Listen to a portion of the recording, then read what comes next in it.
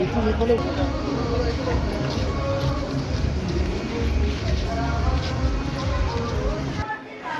जिंदाबाद जिंदाबाद भारत माता की जय।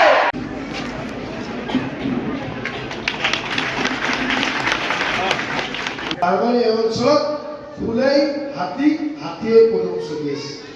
ইয়াতে আৰু বেলেগ ধোপা জাহাজবিলাক আহিবলৈ ইয়াতে আৰু কোনো ধৰণৰ স্কোপ পোৱা নাই। আমাৰ আপোনালোকে দেখা পাইছে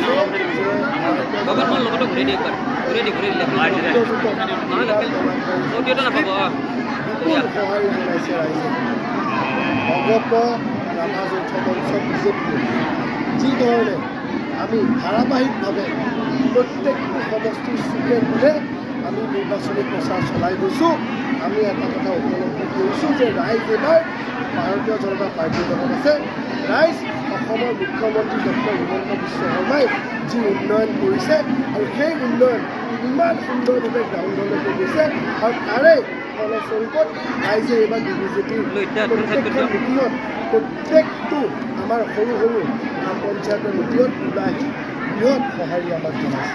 আৰু মই জনাবলৈ বিচাৰিছোঁ যে ৰাইজৰ মাজত পুনৰবাৰ আমাৰ দলৰ অতিকৈ জ্যেষ্ঠ নেতা তথা অসম তথা ভাৰত চৰকাৰৰ গৃহমন্ত্ৰী অমিত শ্বাহ ডাঙৰীয়া আমাৰ এই অঞ্চলত ছয়গাঁও হাইস্কুল খেলপথাৰত অহা 3 তাৰিখে দিনৰ 1 বজাত আহিছে।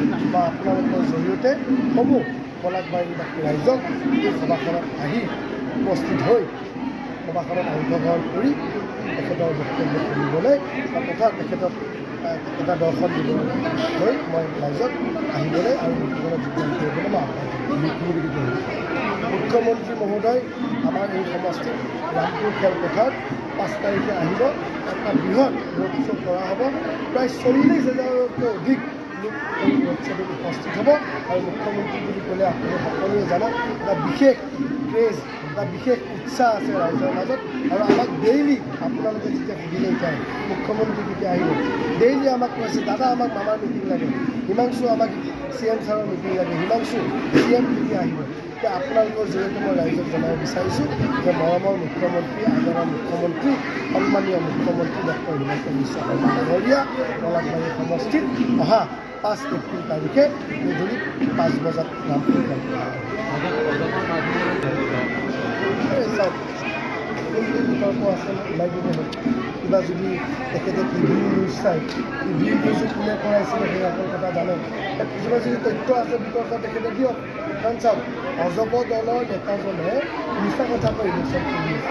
তেখেতে বৰদোৱাৰ কাৰণে অশান্তি কৰি দিছে, মিছা অপপ্ৰচাৰ চলাই ৰাইজৰ মাজত অশান্তি কৰি দিছে। তেখেতসকলৰ যদি ইমান সৎসাহস আছে, বিজেপি দলে কৰা ভাল কাম কৰি ধন্যবাদ কিয় নকৰে? অৰুণোদয় বেয়া আঁচনি, উদ্যোগিতা বেয়া আঁচনি, ৰাইজক যে পট্টা দিছোঁ বেয়া আঁচনি, ম্যাদী পট্টা যে ৰাইজে মাতি পাইছে বেয়া আঁচনি, ৰাস্তা ঘাট যে হৈছে বেয়া আঁচনি। তেখেতসকলক ধন্যবাদ জনোৱা সাহস পায়। বিৰোধী বুলিয়েই যে আপোনালোকে সমালোচনা কৰিব লাগিব, বিৰোধী বুলিয়েই যে মিছা কথা ক'ব লাগিব, সেই ৰাজনীতি বাদ দিয়ক। আজিৰ তাৰিখত মানুহ বুৰ্বক নহয়। আপোনালোকে কি কাম কৰি আছে, আপোনালোকে কাৰ লগত মিতিৰালি কৰি ইলেকশ্যন খেলিছে ৰাইজে জানিব বাকী নাই। আপোনালোকে যোৱাবাৰ বহুত ভোট পাইছিলে কাৰণ আপোনালোকৰ মিত্ৰজোঁট নাছিলে সেইবাৰ। এইবাৰ যিটো পাৰ্টিৰ লগত মিত্ৰতা কৰিছে EVM খুলিলে গম পাব আপোনালোকে কিমান ভোট পায়। মোক পাৰ্চনেল এটেক কৰি লাভ নাই। যদি কিবা তথ্য আছে দিয়ক, নহ'লে ইলেকশ্যনৰ পিছত মানহানি গোচৰ দিম। আপোনালোকে পলাশবাৰী সমষ্টিত থাকিব নোৱাৰিব, কোৰ্টত বেছি থাকিব লাগিব। ধন্যবাদ।